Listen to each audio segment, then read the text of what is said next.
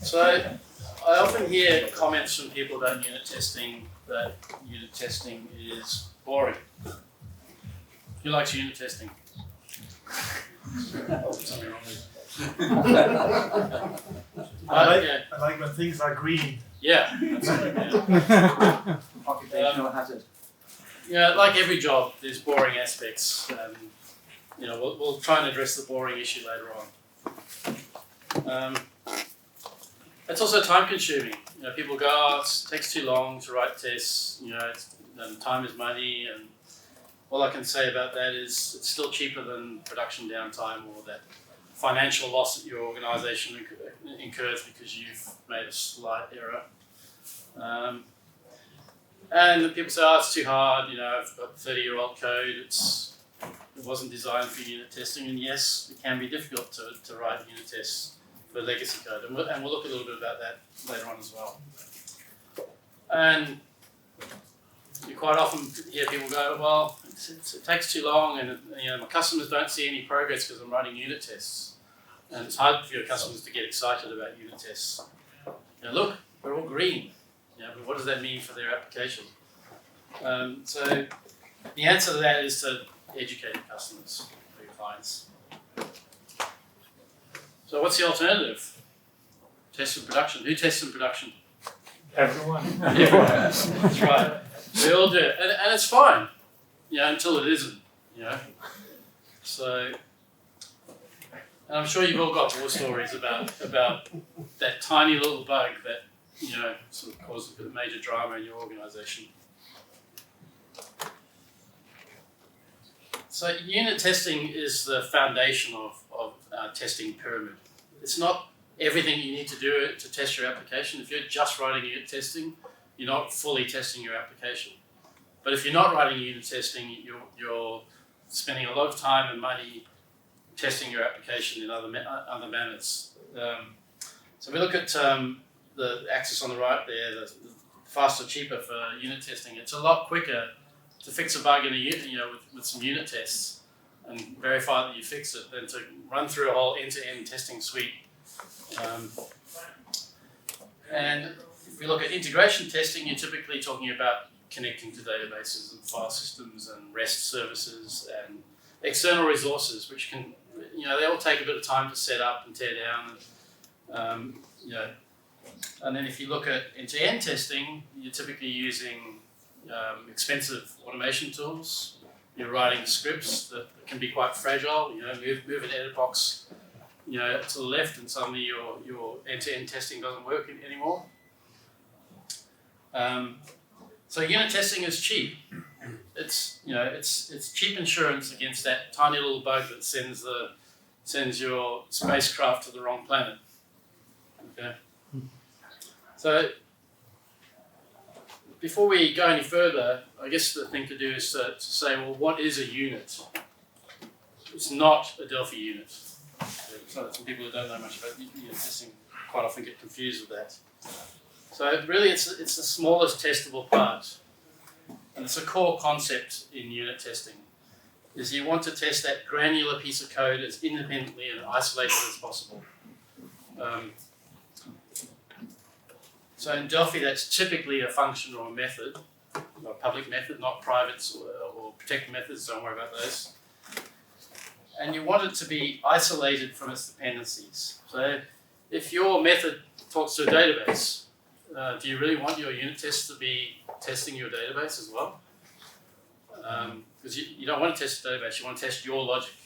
That's what you're trying to test with unit tests. And so we'll talk about isolation in a bit as well. And it's not database, I'm also talking about file systems, networks, HTTP servers, and so on. You really don't want to be testing against those. And so your unit test should really just test a very small task, a very well-defined task, where you can give it some inputs, test it and verify that the outputs are correct, with multiple scenarios. How do we get started with unit testing? Quite often, people go, I've got this application that's 3 million lines, and we never wrote it to do unit testing, and I don't even know where to start. if I was going to do unit testing, because unit testing, well, it's been around for quite a long time, but Delphi's been around longer. So the first thing is to focus on writing tests, not writing plumbing. I've done some consulting work where I've gone in and people have asked, have you got unit tests? Oh yeah, we've got this UBUT thing, and you look and they've written a console app that just calls each function one after another. And so a unit test framework like DUnitX or DUnit will give you a structured way to write tests and a structured way to report the output and the errors and so on, in a way that you can use that data later on. So start simple, just test for basic behaviour, basic correct behaviour. 2 + 2 = 4. Okay, test a few invalid inputs.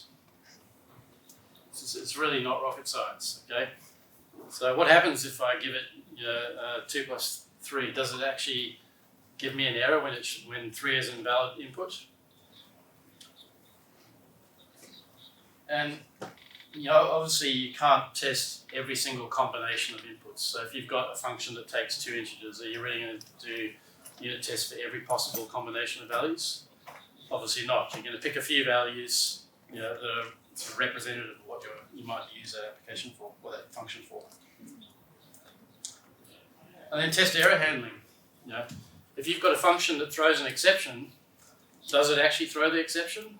Write a test to verify that it actually throws the exception. Or does it throw the correct type of exception? So you really want to test the behavior of the function or the unit, not the implementation details, which is why we're talking about isolation, not testing against databases and REST servers and so on. You want to be testing your logic, not theirs. So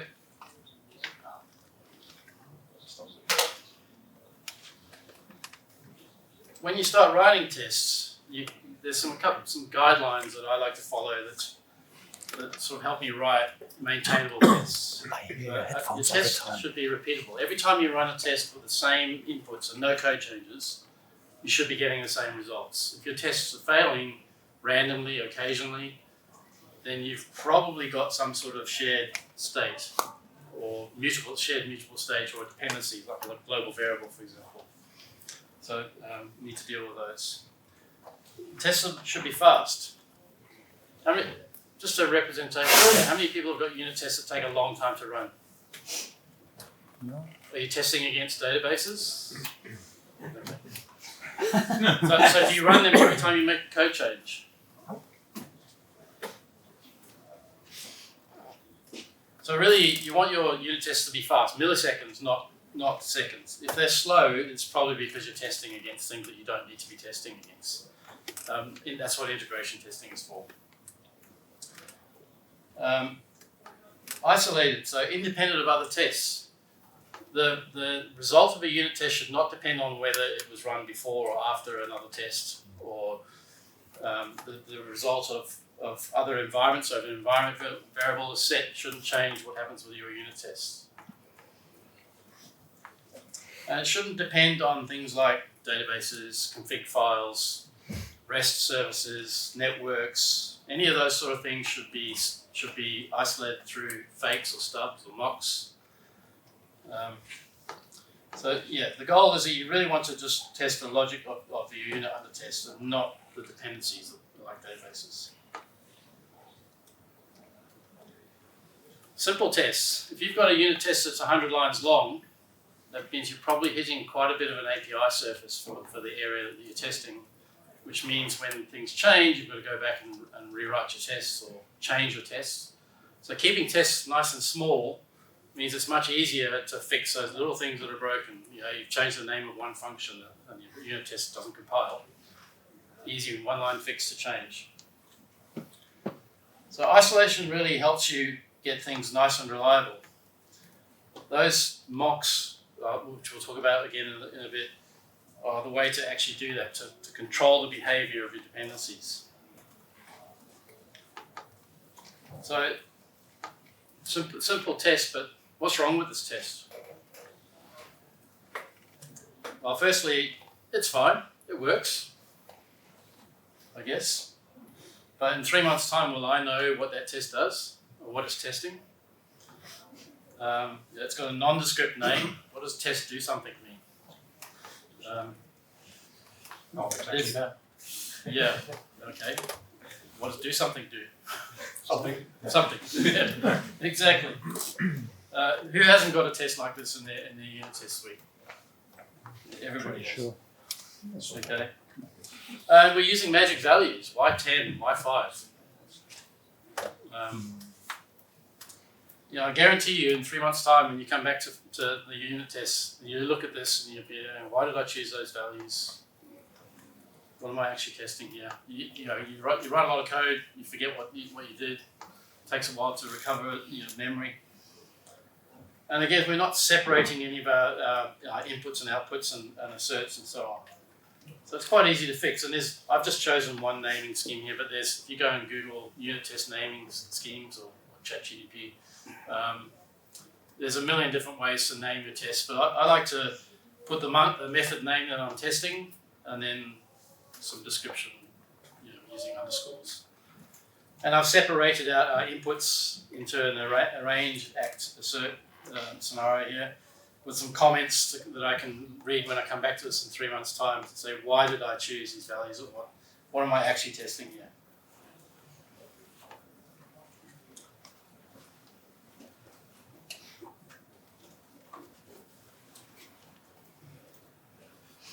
So how do we write testable code?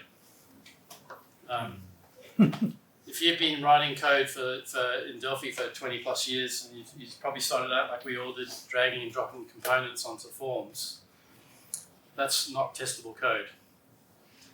With all your code in the forms. So keep your code out of the forms. Pull out all your business logic into other classes.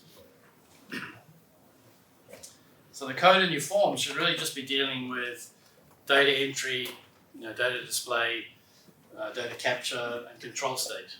But business logic is something that should be done elsewhere in ways that can be tested. So avoid global variables. I mentioned this before, but global variables or static singletons can introduce a shared mutable state, and your tests will start flip-flopping where you add another test and suddenly another test starts failing for no apparent reason because they're both talking to a global variable that's been set in another test. Ask me how I know this. So, How do you know this? create abstractions. So introduce interfaces or base classes on those dependencies and those services and those classes that you use so that you can mock them and inject them as dependencies.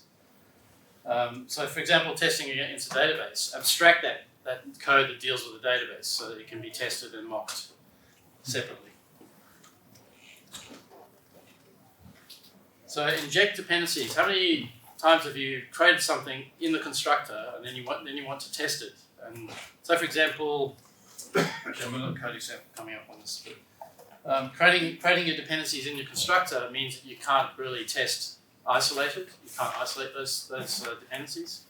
And it makes life very difficult, and your test will be testing against those dependencies, whether you like it or not.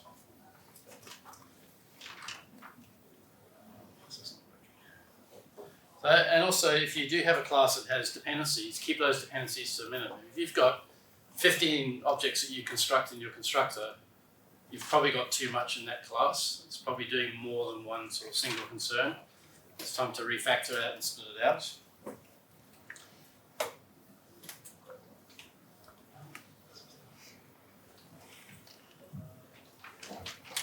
So coming back to dependencies, I've got this notification service, and in my constructor, I'm creating my Slacks and email sender classes here. So when I test this notification service as it is now, I'm testing Slack and I'm testing the email client and the email server, whether I like it or not. And so you'll end up with slow tests and tests that depend on network availability and so on. So those tests will start failing occasionally because the internet's down or mail server's down or Slack is busy updating or whatever. So the way around that is to abstract those dependencies. In this case, I've introduced some interfaces. The interfaces are good for mocking, and I'm injecting those through the constructor. So I'll be constructing them, in my application, I'll be constructing them outside of this particular constructor, and then passing them in.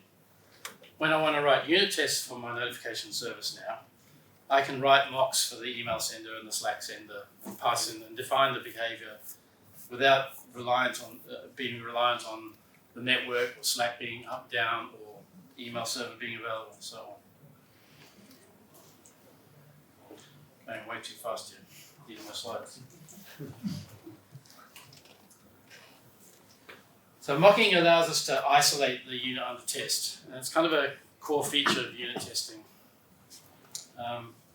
It allows you to define the behavior of those dependencies. So if I've got my email server, email sender that I'm injecting in there, if I look at testing the send method on my notification service, it's probably calling one or two maybe methods on that email sender. So I can mock the behavior of just those one or two methods, just enough to actually be able to run my unit test. So it helps you control the behavior. It also helps you avoid expensive or destructive side effects. So writing to the file system, writing to databases, sending an email to the whole company when your unit tests run. Okay, so mocking everything gets you away from those sort of things. So mocks are fast. Like it's to run a mocked method with Delphi Mocks or Spring4D Mocks is milliseconds versus sending an email, which could take seconds, or a Slack message could take seconds. So that keeps your unit tests fast so that you can run them more often. But you only need to mock just enough to make your tests work. If you've got a unit test method that's 100 lines long and you're mocking every method of your dependency, you're probably wasting your time. Just mock what you need to make that one test work. You can do manual mocks, so you can just create a descendant from a base class and override some methods to just return true or return a particular object. But you'll find that you're actually doing the same thing over and over and again, and end up with a lot of mock classes that are kind of pointless. Just use a mocking framework. So yeah, Delphi Mocks, I'm biased, or Spring4D, Stefan's mocking framework.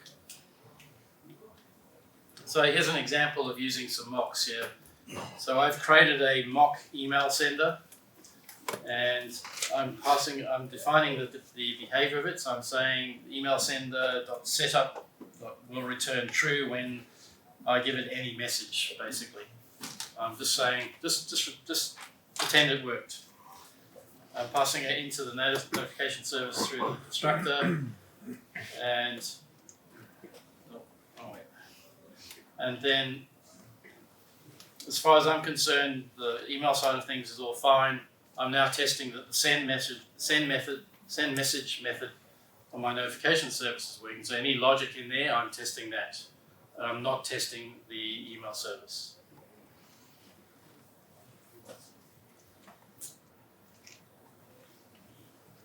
Legacy code. Who hasn't got legacy code yet?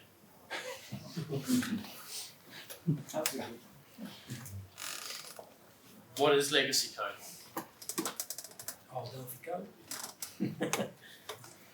So yeah, people often think of legacy code as old code, but it's actually more than that. Well, I like to think it's more than that. It's any code that I didn't write. Basically. If you take over somebody else's code, do you trust it straight away? Do you understand it? By that token, it's any codes without tests, and that includes my code. I've got tons of code that doesn't have tests. I'm just slowly refactoring it so I can write tests. Any code that you don't understand or you're too scared to change, who hasn't got code like that? All my code. So yeah, there's always that that function where there's a comment at the top that's saying Joe wrote this in 1997 and nobody knows how it works. Don't touch it because we've tried to fix it 50 times and it's always broken. If it was hard to write, it should be hard to read and even harder to modify. Exactly. Yeah. So that's legacy code.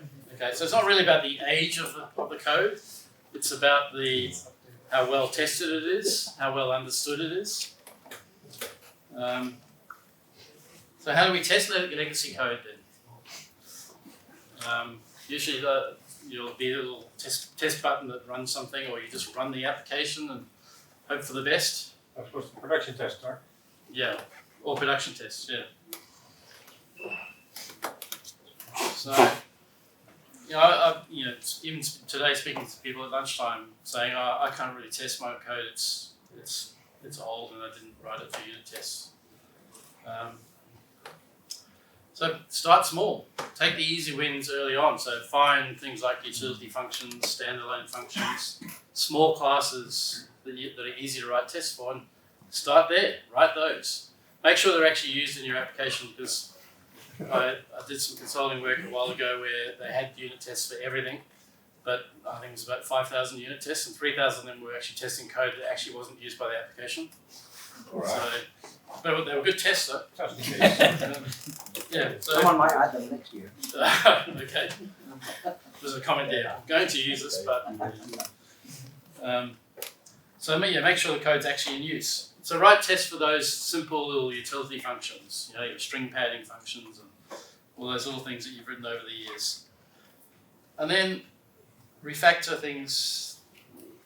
Refactor small parts of your application, just enough to test. So don't try to wholesale rewrite your application because you'll break everything. Write a tiny, pick a little part of your application and pull that out and abstract classes and interfaces and so on, and then write tests for that, and then verify that functionality still works. Okay. Can I add something there? Sure. At a customer I had with an old legacy 25-year-old something, when a bug report came in, I tried to add a test to prove the bug report first. Yeah. And then added, so slowly I added tests to do that stuff. Yeah. That worked out fine. Not always possible to do that, No. but No, yes, I do that. Try and reproduce the error in a bug report, in a unit test first. Yeah. So you'll end up with a test that fails, then try and fix it so the test passes. Yeah. And on top of that, you still got your old tests, which hopefully still pass. Yes, and hopefully you haven't broken all your other tests. So introduce abstractions where it makes sense. So you've got a whole bunch of code in a form. Okay, so what can I do? I can abstract that out to a class perhaps, or a separate function, or an interface. Interfaces, I like to use interfaces everywhere. I use them even on forms. The publish section annoys me on forms because it exposes the entire form, and then people start writing methods that talk to form.button1. Text. I like to abstract things in interfaces. Extract dependencies. So if you're creating objects, as I said before, in constructors and things, pull those out and pass them in as parameters.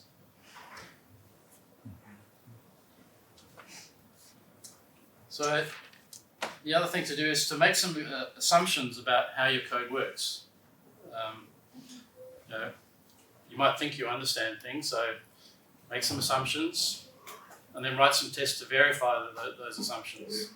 Does it actually behave how I think it behaves? So it's really just a loop. Write some tests to improve your understanding of the code, especially if it's code that you've been parachuted into.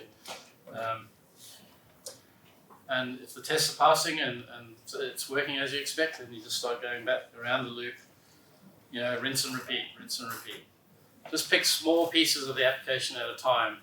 You're never going to be able to just pick apart an application, recode it and write a million unit tests and hope that all your functionality is just fine. You really need to do just a little bit at a time, So, it could be a case of it's Monday afternoon, a bit bored with writing new features. write a couple of unit tests, pick a few bits apart, write some unit tests. It's a bit like eating an elephant. How do you eat an elephant? It's one bite at a time, yeah?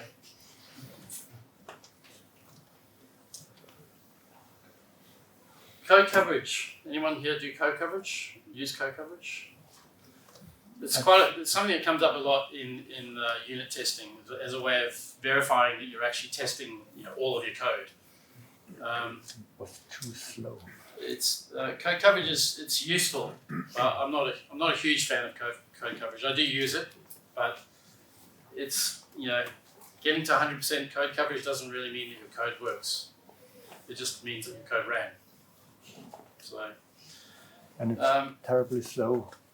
It is slow, yes, and there's diminishing returns for how much better is 100% code coverage versus 80%, and you can spend an awful lot of time tweaking your tests to test every little line of code, but is your code any less buggy than before? And it is slow because it's literally a debugger that puts a breakpoint in every line and stops on that breakpoint, records the fact that we hit that breakpoint, which then that's expensive as well, and steps to the next breakpoint, and so on. So unit tests that could take 5 seconds to run normally could take minutes. They can take 10 minutes to run. And so if you're doing that as part of your normal development cycle, you'll drive yourself nuts because everything's just so slow. So I like to run unit tests occasionally. Like it's just something I run. I wonder how my code coverage is going. I'll run it with my unit tests and see what's happening. But it's not something that I particularly focus on. And it's not also particularly in Delphi. It's not particularly reliable. The open source Delphi code coverage can break it quite easily, just with some units.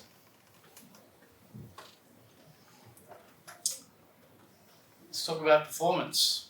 I mentioned that at the start that unit tests should be fast, and the way to do that is to avoid complex dependencies like databases and so on. And fast is cheap.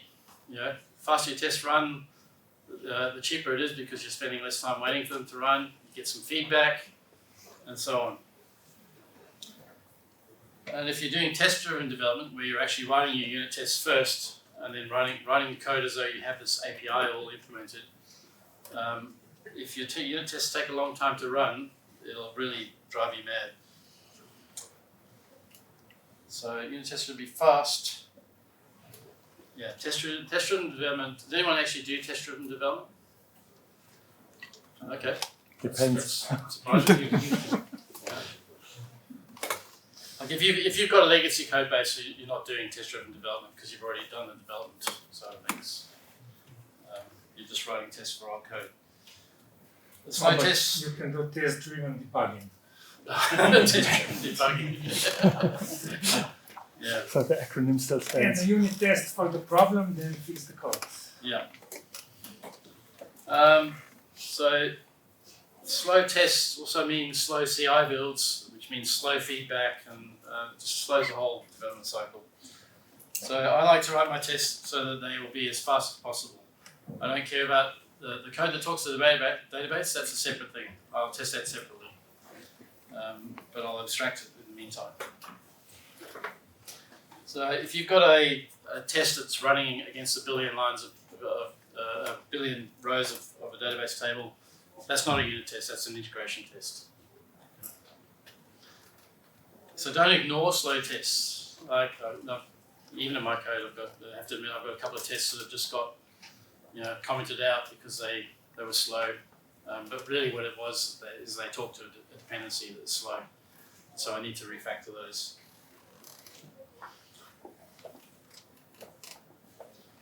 When do you run your tests? You might want to use Test Insight on your development machine. Who uses Test Insight? Who doesn't use it? So how do you run your tests at the moment? Do you just run the console app? Yeah. But download Test Insight. It's free. It's free, yeah. So, of course, you should be running tests when you make changes to your code. What if you've made some changes to some code that doesn't have unit tests, but you have other unit tests? Do you run your tests then? You should, because it's amazing how some unrelated code might seem innocuous, and then you've broken some unit tests. Trust your teammates, but verify that they actually haven't broken things. So when you pull in changes from them or merging branches, run your unit tests. Especially if you're merging it before you push, run your tests and push your changes before you run unit tests before you push. Use a CI server. I'm biased because I sell the CI server. But CI servers are not lazy. They don't forget to do things. They don't avoid things because they're laborious or slow. They do what you tell them to do. So they can build and run your unit tests every time you push a commit. And it makes it very easy to get information about who broke the build, who broke the tests, and to let everybody know as well. And it helps find works on my machine things. Right, so it compiles for me, but it doesn't compile on the build machine. It's because you forgot to commit that file. Happens all the time. And you can fail the build if your tests fail. So your build server can be the gatekeeper. It can stop things from going out of the building. If you've got failing unit tests, fix them. Don't let it deploy anything into production. And they can let your teammates know when you screwed up as well. So CI servers typically have plugins for email and Slack and things like that. So Or invite.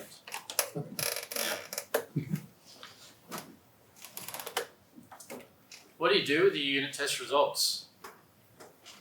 You just glance them, oh, it's green, it's good. Yeah. But if a test fails and nobody's looking, did it really fail? I'm stealing the tree falling in the forest. Yeah. Okay. So really you want to be monitoring your unit test results and recording them over time. You want to be able to see things like, are my unit tests getting slower? Is this particular test failing more often? Things like that. So you can look for trends, in your code. Is there a particular area of my code where the tests fail more often than other areas? Maybe you've got some code quality issues there. Then you can identify tests that you can look at patterns and go, well, this test fails every second run. Maybe I've got some shared state or something that's impacting on that. And it helps you identify performance things because you can take the data from those test results and graph it over time and say, okay, our tests used to take 5 minutes now they take 10 minutes. Why is it? Have we doubled the number of tests that we do, or is it just a test that's got slow or somebody's introduced a slow test?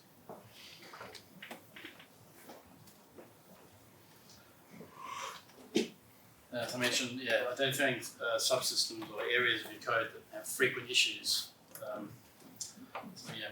Maybe you've got a junior dev that needs some guidance.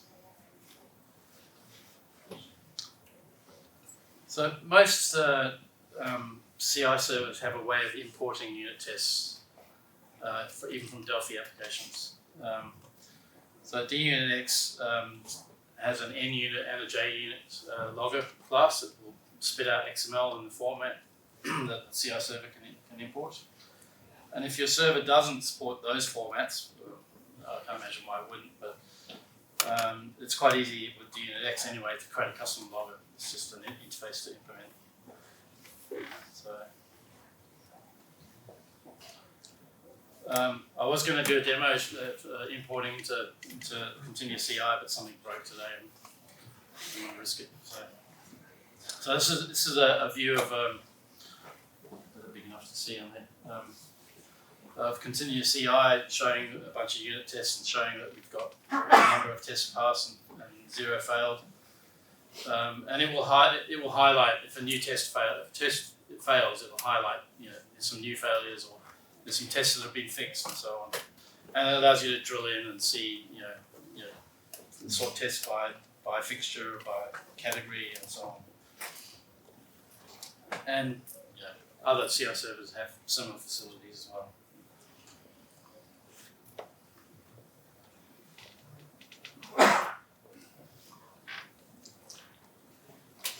So I said at the beginning that unit testing is boring. All we hear about these days is AI, and no test is complete without, no talk is complete without talking about AI. So stuck with spin here for that. So AI is good at generating boilerplate code. It's about the only thing it's good for, as far as I'm concerned. Anyway.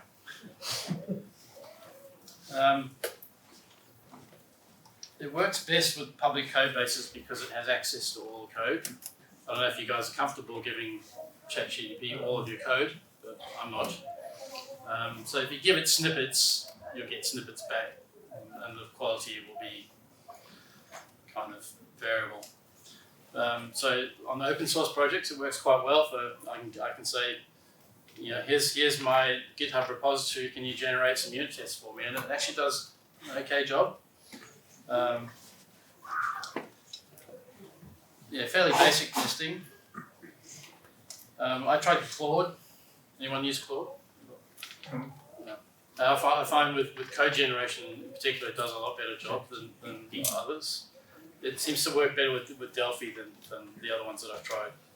And it even generated mocks for me, which was quite surprising. So I think it's useful for getting started for writing tests, because writing tests is boring and we don't want to do boring work. Honestly, I don't find writing tests boring. I find it quite pleasing. Yeah? Yeah. Okay. A lot of people tell me it's boring. No. No. No, I find it pleasing. Well, we all have things that excite us. So. Yes.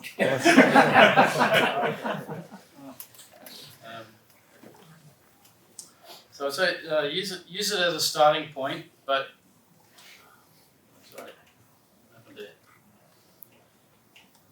use it as a starting point, but you're probably going to need to do some work on that boilerplate code that was generated to actually make them fully useful. A bit under time, so time for questions. You talked about CI server, and that's your product. Yeah. Can you tell us a bit more about that? It's called ContinuousCI. There's a free version on our website you can download. Is it a build tool? It's a build tool, yeah. Well, it's so for Delphi, it would you call MS Build or FinalBuilder for other products, and so it can do things like monitor a repository. Every time you push a commit to GitHub, for example, it'll trigger a build, run a unit test, and so on. I'll show that.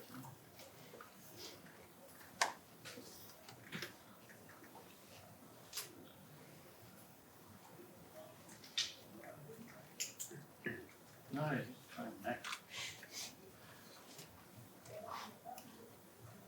So many bugs. I should put Chrome on here.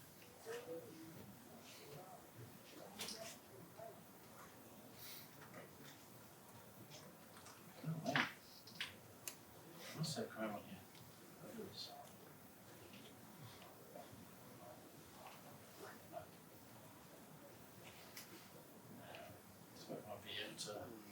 going. So basically it's a web interface application that's running in the background, hooked up to your repository, and it will run things like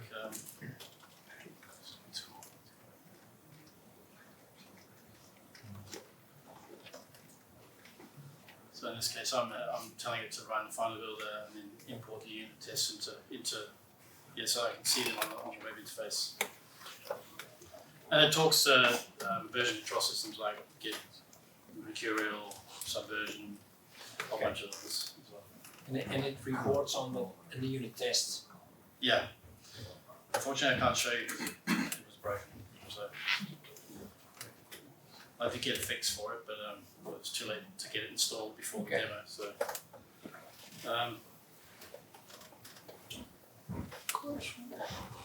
Wasn't really planning to go into the whole CI server side of things today.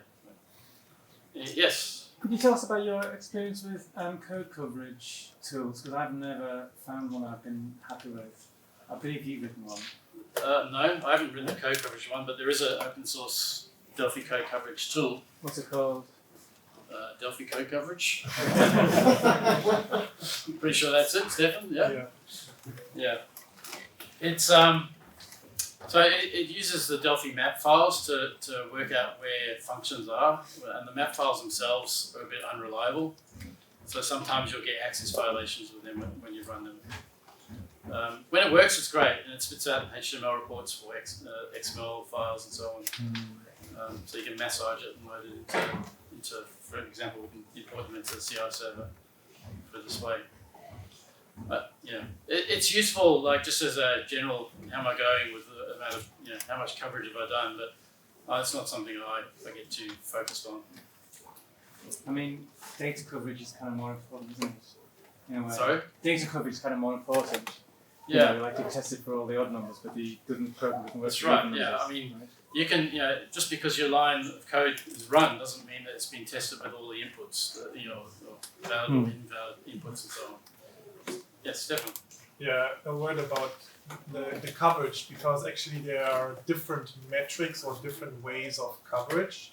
Yeah. I think what we have in Delphi, Delphi code coverage is the one thing, and I think the DB Nexus guys have in their quality suite, I think there's a coverage profiler that you can use.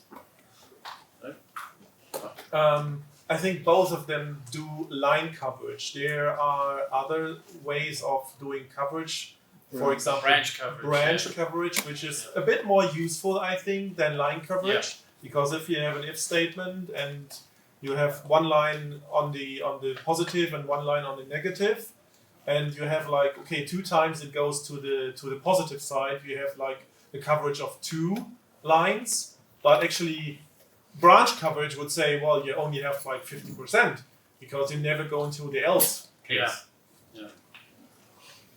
Yeah, unfortunately we're quite limited with tooling in the Delphi world for that sort of thing.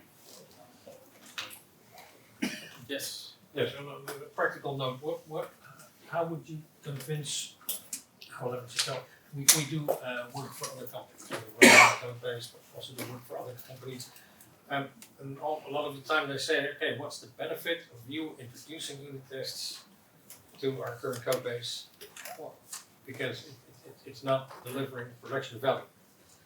How would you try and convince your customer to allow us to do create unit tests? I would focus on what happens when you get a bug in production. What's the cost of doing that? Versus the cost of doing the unit tests. So introduce a bug.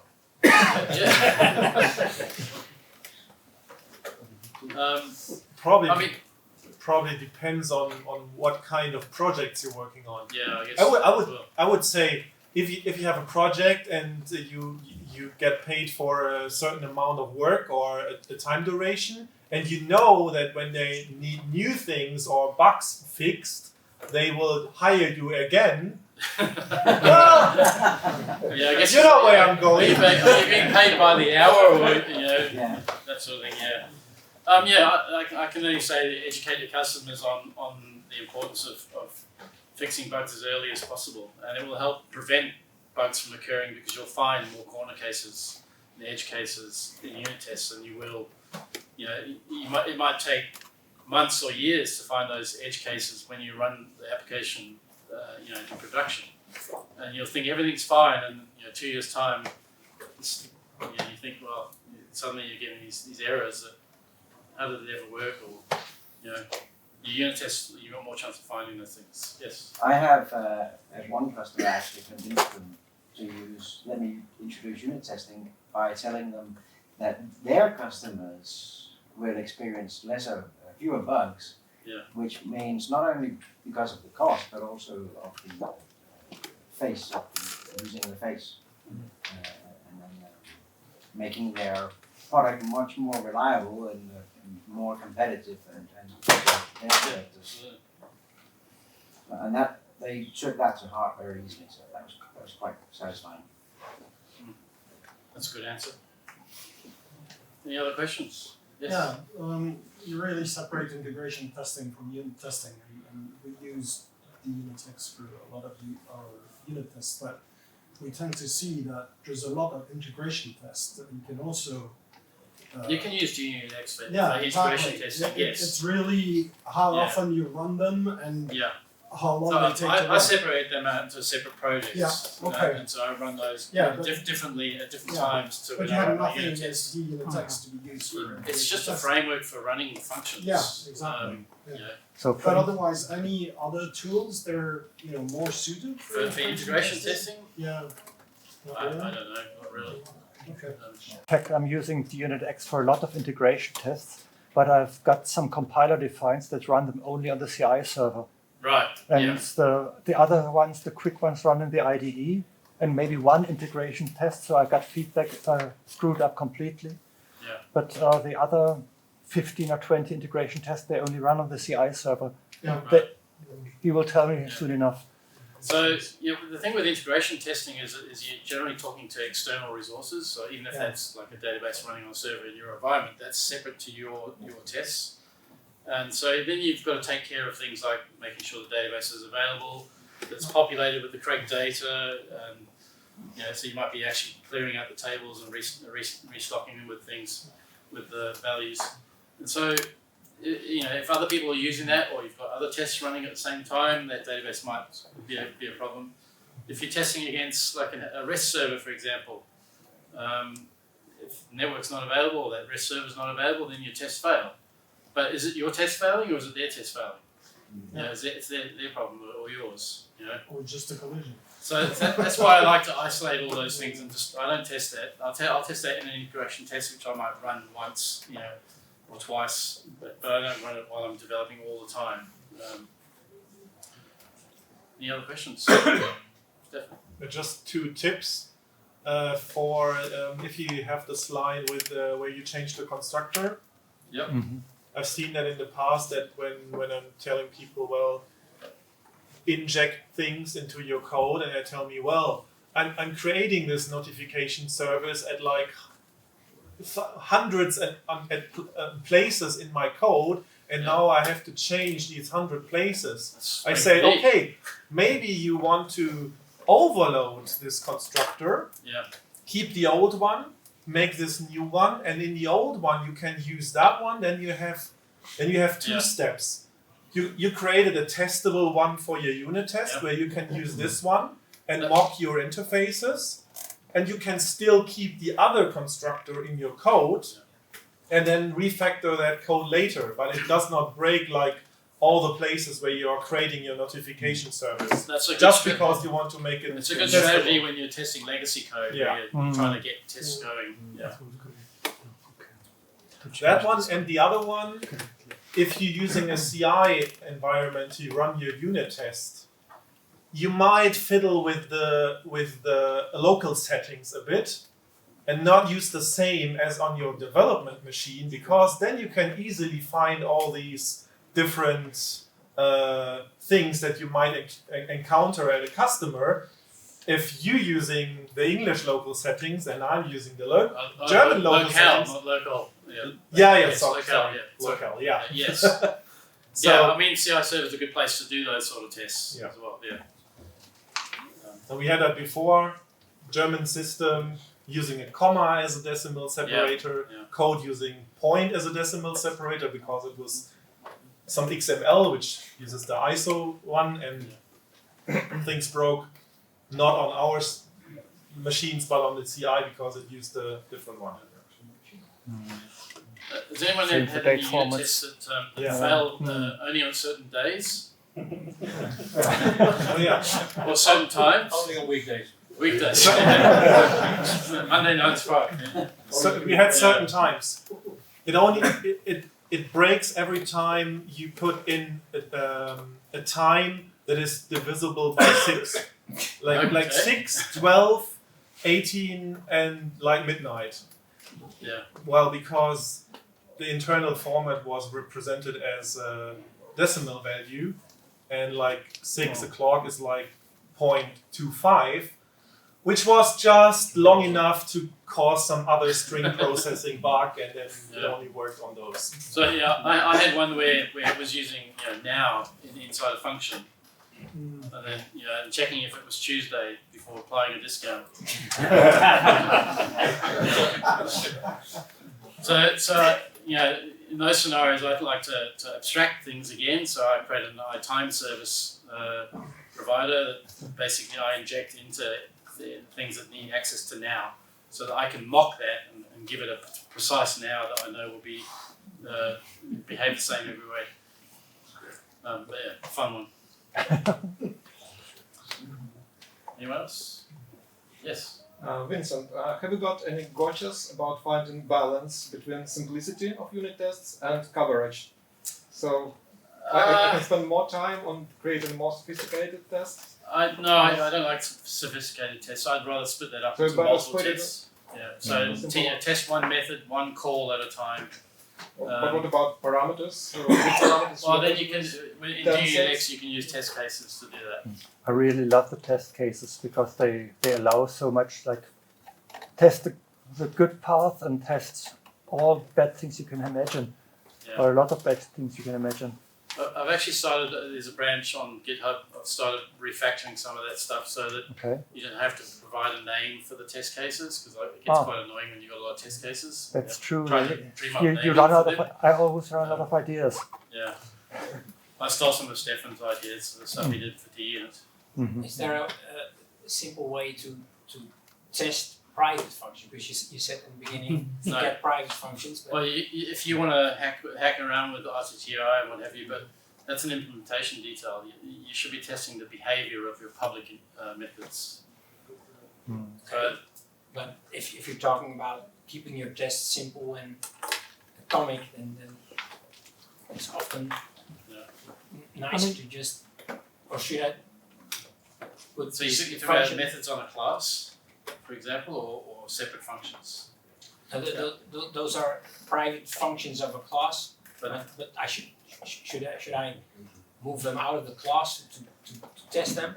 That's up to you. I don't. I just test the public interface, because that's the part of that class that's going to be used by the rest of the application. I'm testing behavior, not the implementation details. I have a couple of times hacked that bit by making some of those private methods into protected methods.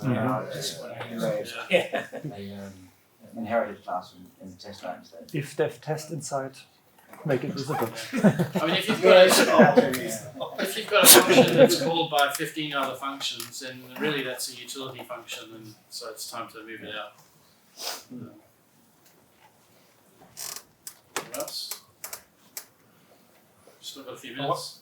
One thing about mocking, which you briefly mentioned earlier, I saw that in our code that someone was really turning mocking to 11, and I noticed when my colleague was refactoring something, some internals of a method, and he completely broke the unit test, not in like they failed, they did not compile anymore, or they did not, they failed eventually, because the person replicated all the implementation of the tested method into his mocks.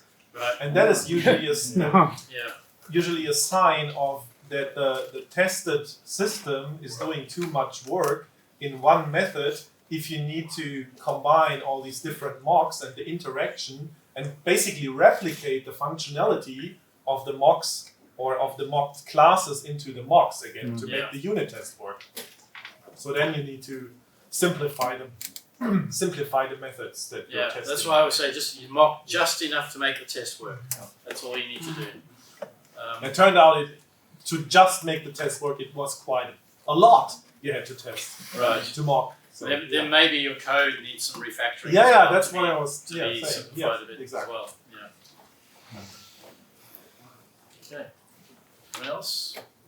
I think we're done. All right. Thank you.